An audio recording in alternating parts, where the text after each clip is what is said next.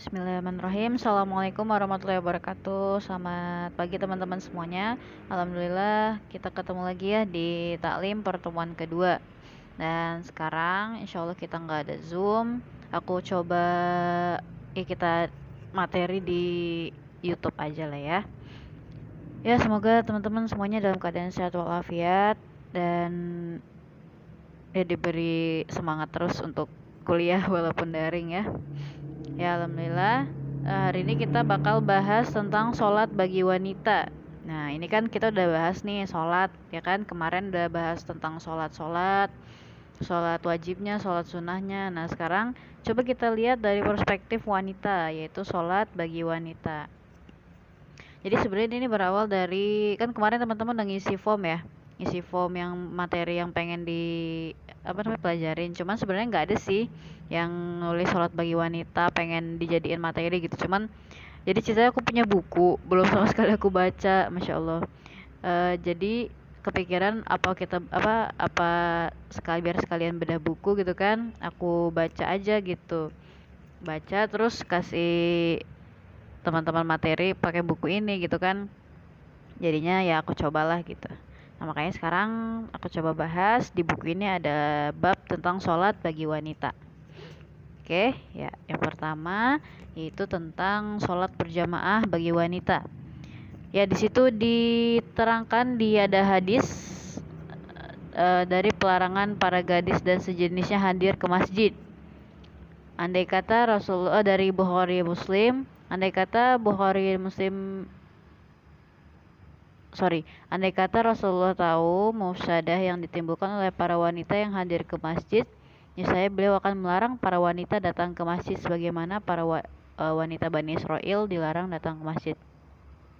Ya, jadi ini kita mungkin udah sering dengar lah ya tentang larangan, bukan larangan sih, baiknya wanita itu sholatnya di rumah aja, tidak berkewajiban untuk sholat ke masjid, betul kan?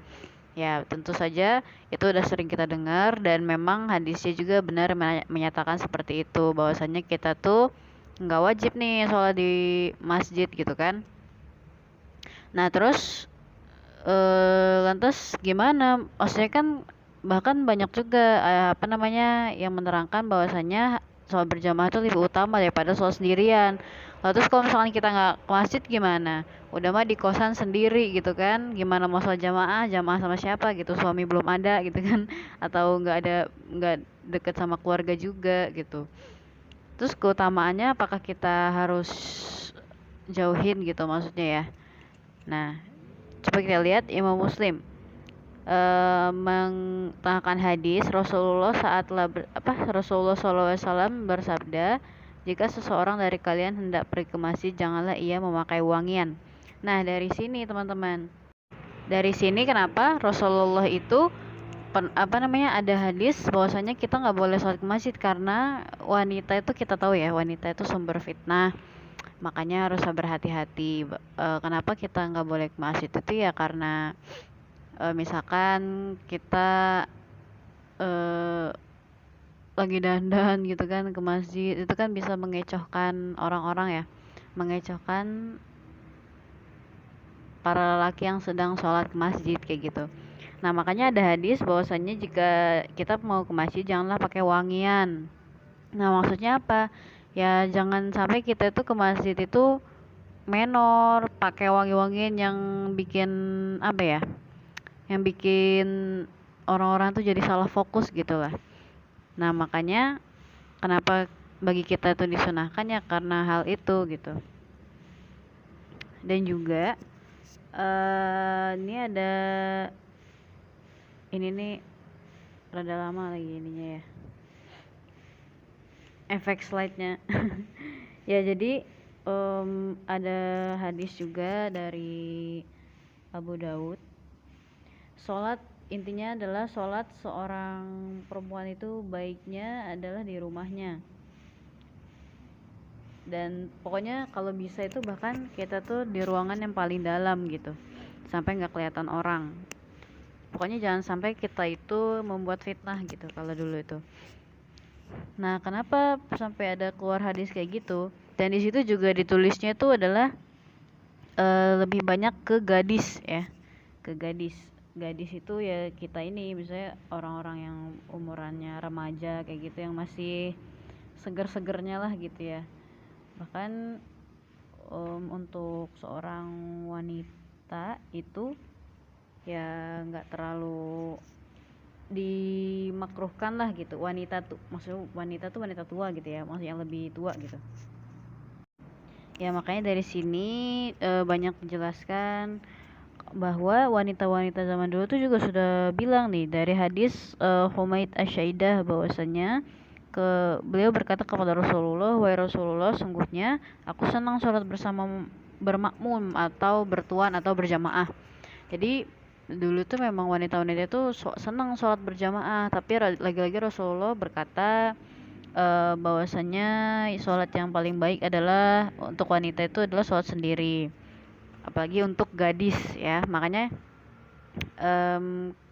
kenapa kita kenapa dulu kalau misalkan puasa itu ya itu suka ada banyak ibu-ibu aja gitu ya, gadis-gadisnya jarang ya. Sebenarnya nggak masalah, cuman jangan sampai kita nggak ke masjid itu juga nggak sholat gitu loh kan. Ya memang sih kalau ini kan lebihnya ke sholat wajib ya, kalau misalkan taraweh kan sholat sunnah gitu. Cuman tetap aja kalau misalkan kita merasa mudorotnya kita ini kalau di rumah apa namanya nggak sholat taraweh, kayaknya kalau misalkan sholat sendiri kayaknya mager gitu kan. Akhirnya ya nggak apa-apa sholat ke masjid gitu. Yang penting apa tadi sesuai hadis kita nggak boleh pakai wangian, nggak boleh menor, pokoknya yang jangan bikin orang salfok aja, intinya kayak gitu ya. Jadi nggak masalah, jangan dijadikan alasan bahwasanya alah kan sholat sendirian lebih utama gitu kan daripada sholat berjamaah. Betul betul, itu statement itu betul. Cuman kalau misalkan mudorotnya kita misalkan kita itu kita belum bisa baca bacaan yang benar sendiri gitu, jadi harus berjamaah. Nah itu ya sudah gitu, karena mudorotnya kalau misalkan kita sholat sendirian itu nanti bacaannya tidak benar dan juga apa namanya ya pokoknya banyak kekurangan saat kita sholat sendiri. Maka lebih baik sholat berjamaah. Kalau berjamaahnya nggak ada di kosan, misalkan di kosan nggak ada orang yang bisa diajak berjamaah atau nggak ada orang di rumah gitu, ya sudah berarti ke masjid kayak gitu. Jadi jangan dijadikan alasan dan cari mudorot yang paling kecil kayak gitu ya. Nah lanjut ke imamah bagi wanita. Maksudnya imamah bagi wanita itu apa? Jadi yaitu ini bakal ada penjelasan tentang imam wanita ya. Kita biasanya kalau misalkan di apa namanya di keseharian itu pasti ada kan di saat-saat kita sholat berjamaah bareng sama teman-teman atau sama ya geng-geng kita kalau lagi main gitu kan. Nah itu tentunya banyak juga hadis yang menjelaskan bahwasanya wanita memang boleh menjadi imam, tapi pada saat hanya mengimami wanita yang pastinya ya, nggak boleh mengimami laki-laki. Nah ada juga tuh di hadisnya kan, hadis dari Rasulullah itu bahwasannya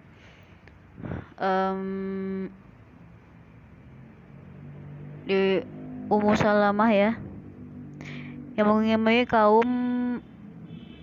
yang mengimami orang apa namanya wanita di lingkup itu adalah orang yang paling pandai membaca kitab Al-Quran. Misalkan teman kita ada yang hafizoh ya, kita persilahkan hafizohnya untuk menjadi imam karena pasti beliau lebih pandai membaca Al-Quran dan juga sudah hafal lebih banyak Al-Quran gitu ya.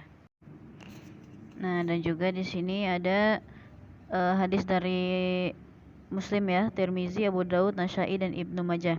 Janganlah sekali-kali seorang mengimami orang lain dalam wilayah kekuasaannya dan janganlah duduk di rumahnya melebihi tingkat kehormatan kecuali izinnya. Nah itu juga selain penjelasan bahwa seseorang yang menjadi imam itu harusnya yang lebih pandai membaca Al-Quran, di situ juga dijelaskan bahwasanya kalau misalkan kita lagi ke rumah orang nih, lagi main ke rumah teman gitu, kita persilahkan dahulu orang tersebut untuk menjadi imam. Jadi jangan sampai kita yang mengambil alih gitu ya. Kita orang yang tersebut yang mengambil yang menjadi imam. Kalau misalkan tidak menyanggupi, misalkan bacaan kurang bagus atau belum hafal sama sekali surat pendek, nah itu baru bisa beralih ke kita. Jadi kita harus persilahkan dulu orang yang ada di rumah. tersebut, kita sebagai tamu harus mempersilahkan. Baru kalau misalkan ada mudarat-mudarat lainnya, misalkan belum hafal, bacaan kurang bagus, baru kita yang maju untuk menjadi imam, kayak gitu ya. Nah, terus di sini juga ada pertama itu adalah imamah wanita bagi anggota keluarganya. Ya, imamah wanita bagi anggota keluarganya itu apa namanya? Sudah menjadi hal yang sering ya. Misalkan ya kita cuma ada cewek-cewek doang, adik-adik semuanya cewek. Ya udah kita yang jadi imam. Ibu juga biasanya tuh menyerahkan imam itu ke kita gitu karena ya mungkin merasanya kita sudah bisa lebih pandai dalam membaca Al-Qur'an kayak gitu. Dan itu diperbolehkan. Tapi kalau misalkan ada anak laki-laki yang bisa, misalkan walaupun dia adik kita, tapi adik kita sudah lebih pandai membaca Al-Quran, kecuali bocil yang benar-benar gak bisa ya. Nah ini beda. Jadi kalau misalkan memang ada, misalkan adik kita SMP tapi bacaan Al-Qurannya sudah bagus bisa dijadikan imam kayak gitu. Nah terus ada imamah terhadap laki-laki yang jelas tidak boleh, sangat tidak dianjurkan. Ya memang gak boleh ya.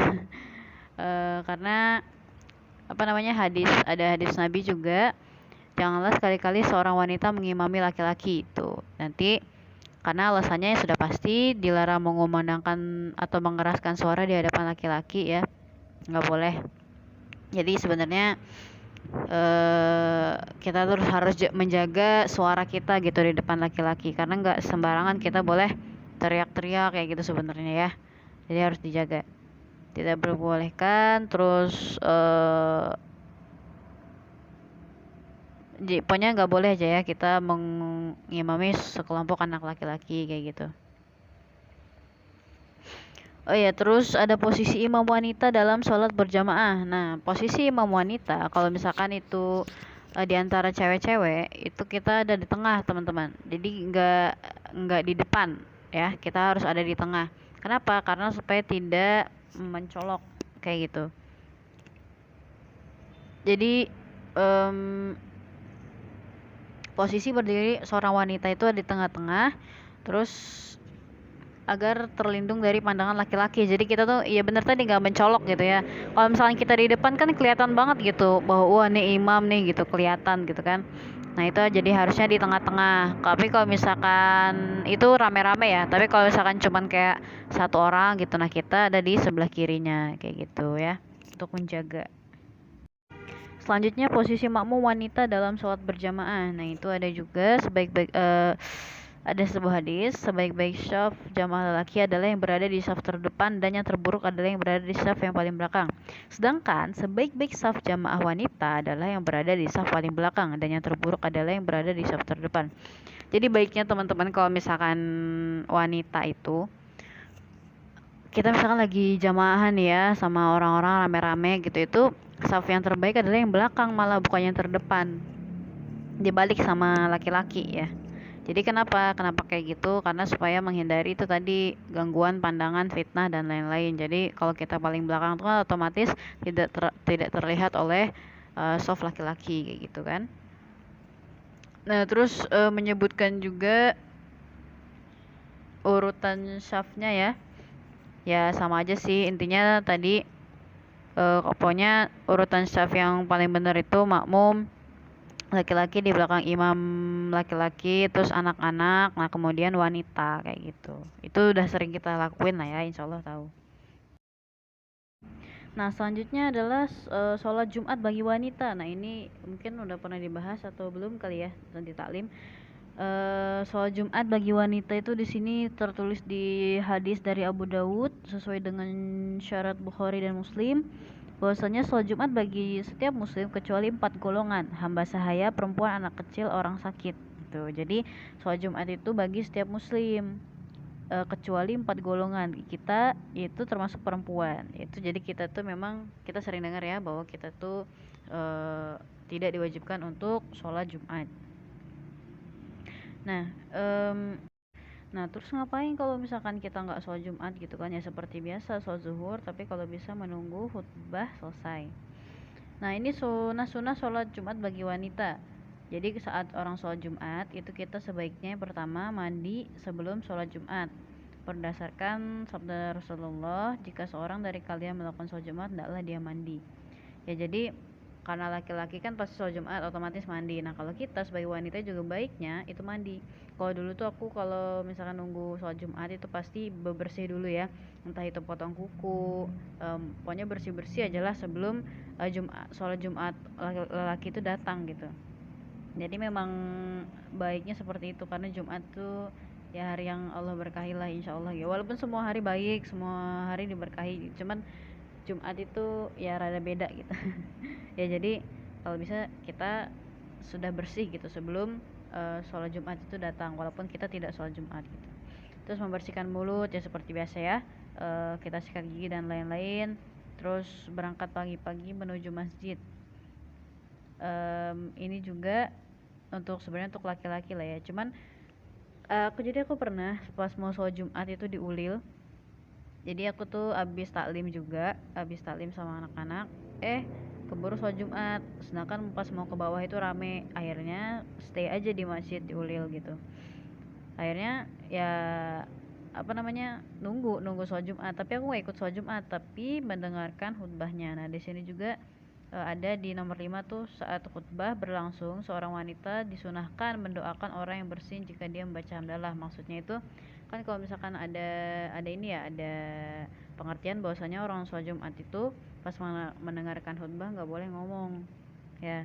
Nah kalau wanita itu masih boleh disunahkan, misalkan ada yang bersin kita masih bisa mendoakan. Kalau laki-laki harus mendengarkan saja. Jadi dan kita juga ya baiknya mendengarkan khutbahnya kayak gitu, tapi tidak diwajibkan untuk sholat Jumatnya ya. Lalu perbanyaklah bacaan sholawat, kata Rasulullah. Siapa yang membaca sholawat kelak di surga paling dekat sama Rasulullah.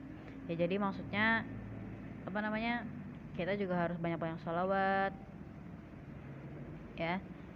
Terus oh iya, tadi balik lagi ke khutbah itu kita harus memperhatikan dengan baik ya. Bahkan berzikir pun tidak diperbolehkan. Jadi hanya khusyuk mendengarkan khutbah kayak gitu. Ya, selanjutnya adalah sholat 2 hari raya bagi wanita. Ya, jadi ini adalah hukum sholat 2 hari raya. 2 hari raya itu maksudnya apa? Idul Adha sama Idul Fitri. Nah, di situ ada hadis firman Allah di surat Al-Kautsar. Maka laksanakanlah sholat karena rohmu dan berkurbanlah sebagai ibadah dan mendekatkan diri kepada Allah. Ya jadi terus juga ada diriwayatkan dari Aisyah radhiyallahu anha, Rasulullah bersabda, Idul Fitri adalah hari terbuka bagi semua orang, sementara Idul Adha adalah hari berkurban bagi mereka. Nah di sini maksudnya apa? Ada juga diriwayatkan dari Ummu Atiyah, Rasulullah memerintahkan kami atau kaum wanita untuk keluar baik di hari raya Idul Fitri maupun Idul Adha dengan mengajak serta para gadis dan juga para gadis pingitan. Adapun wanita yang sedang haid diperintahkan untuk tidak mendekati tempat sholat, tujuannya agar semuanya bisa menyaksikan kebajikan dan syiar kaum muslimin. Terus ada juga Ummu Atiyahnya berkata, wahai Rasulullah, ada di antara kami yang tidak memiliki jilbab. Lalu Rasulullah menjawab, yang punya jilbab lebih agar meminjami. Nah saking apa coba? Saking sholat di Idul Fitri dan Idul Adha itu sangat dianjurkan, intinya seperti itu. Bahkan sampai gadis pingitan pun disuruh keluar ya, disuruh untuk ikut sholat gitu. Makanya kita kenapa jangan kaget gitu, bahwasanya kalau tiap kenapa sih itu kayaknya jarang ke masjid, tapi pas Idul Adha sama Idul Fitri rajin banget gitu kan sholat. Nggak masalah karena memang ya Rasulullah menganjurkan seperti itu. Bahkan tadi ada statement kita nggak boleh sholat jamaah, tapi untuk di Idul Adha sama Idul Fitri ini kita bahkan disuruh untuk keluar gitu, tidak apa-apa sholat berjamaah gitu. Kenapa ya? Untuk merayakan dan untuk syiar kaum muslimin bahwasanya ini loh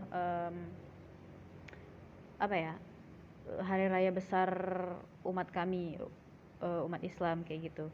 Betapa indahnya, betapa damainya seperti itu. Jadinya supaya makin kuat kayak gitu ya. Jadi memang sholat berjamaah juga beberapa ada yang dianjurkan ya, seperti sholat Idul Adha dan Idul Fitri ini.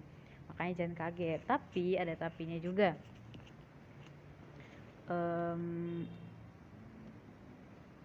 Di mazhab Hambali dan Syafi'i mengatakan itu nggak apa-apa kaum wanita tuh hadir di tempat sholat.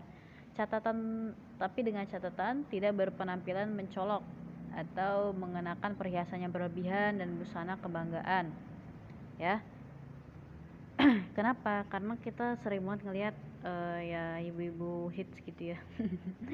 Ya mungkin kita juga gitu. Nggak masalah karena memang dianjurkan juga kita memakai pakaian yang suci, yang bagus gitu ya. Dan ingat, suci dan bagus tidak berarti baru. Ya, jadi memang saat lebaran itu memakai baju baru itu bukan sebuah kewajiban, tetapi suci dan bersih kayak gitu ya. Dan rapi.